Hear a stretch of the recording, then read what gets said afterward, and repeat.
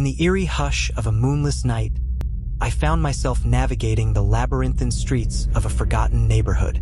As a seasoned pizza delivery driver, I had encountered my fair share of unsettling encounters, but nothing could have prepared me for the horrors that awaited me that night. The address on my delivery slip led me to a dilapidated Victorian mansion, its once opulent facade now crumbling and overgrown with vines. As I approached the creaky front door, a chill ran down my spine. I could hear faint noises coming from within, a mixture of creaking floorboards and muffled whispers. Hesitantly, I knocked and waited.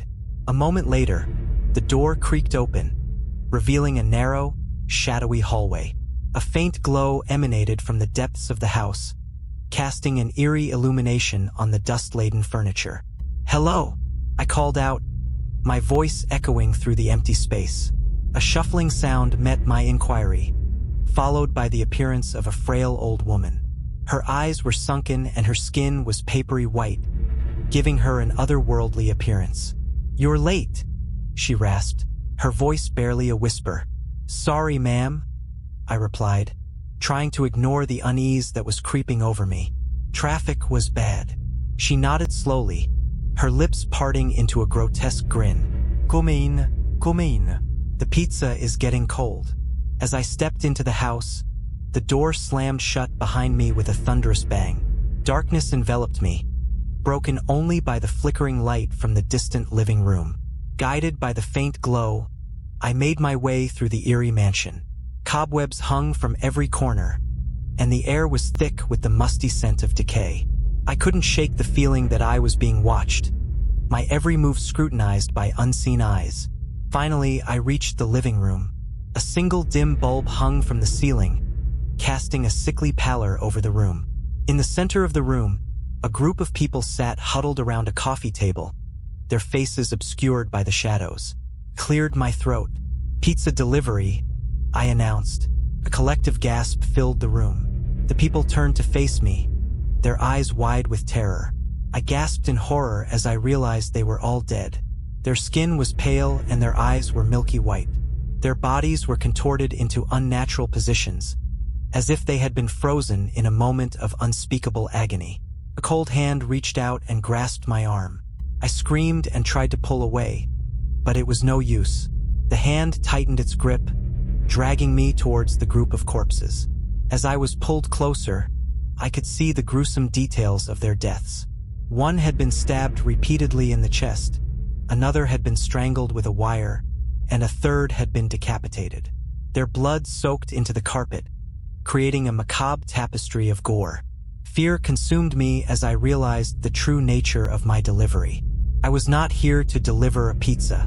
I was here to be their next victim. With a surge of adrenaline, I broke free from the dead woman's grip and ran for my life. I stumbled through the darkness, desperate to escape the cursed mansion. But no matter how fast I ran, I couldn't seem to leave it behind.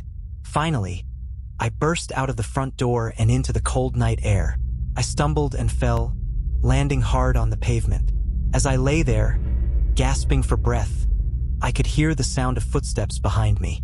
Slowly, I turned my head and saw the dead woman standing there, her face twisted into a malevolent grin. Her eyes burned with an unholy fire, and her body radiated a cold, otherworldly aura. With a final, chilling whisper, she said, "You can't escape us. You're one of us now." As darkness enveloped me, I felt my consciousness slipping away. The last thing I saw was the grotesque face of the dead woman, her laughter echoing through the night. And then, everything went black. When I awoke, I found myself lying on a cold, stone floor. My head throbbed, and I could feel a sharp pain in my chest. As I sat up, I realized that I was in a crypt, surrounded by the bodies of the people I had seen in the living room. I was trapped. I was one of them now, forever condemned to wander the halls of this cursed mansion, a prisoner of my own terror. And as the nights turned into days, I knew that my only escape would be through the embrace of death itself.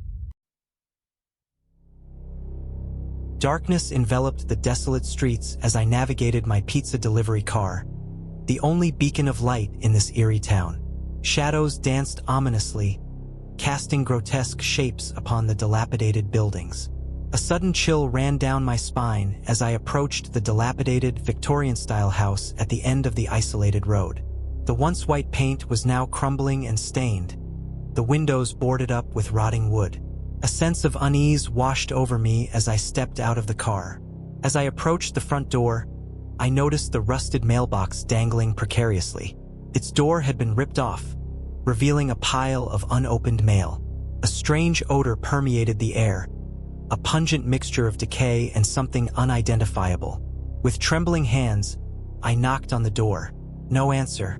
I knocked again, louder this time. Still silence. A growing sense of dread gnawed at my mind. Cautiously, I turned the knob and pushed the door open. A musty smell hit my nostrils, making me gag. Dust and cobwebs hung from every surface. As my eyes adjusted to the dim light, I realized I was standing in a dilapidated living room. The furniture was threadbare and covered in stains. A broken grandfather clock lay on its side, its pendulum motionless. A single light bulb flickered overhead, casting an eerie glow on the scene. Suddenly, a noise from the kitchen caught my attention. I froze, my heart pounding in my chest. Slowly, I approached the doorway, my senses on high alert. As I peered inside, I gasped in horror. The walls were covered in bloodstains. The refrigerator door was wide open, and remnants of human flesh lay scattered across the floor. A trail of blood led to the back door, which stood ajar. Panic surged through me as I realized the true nature of this nightmare. I turned and fled the house, the screams of the dead echoing in my ears.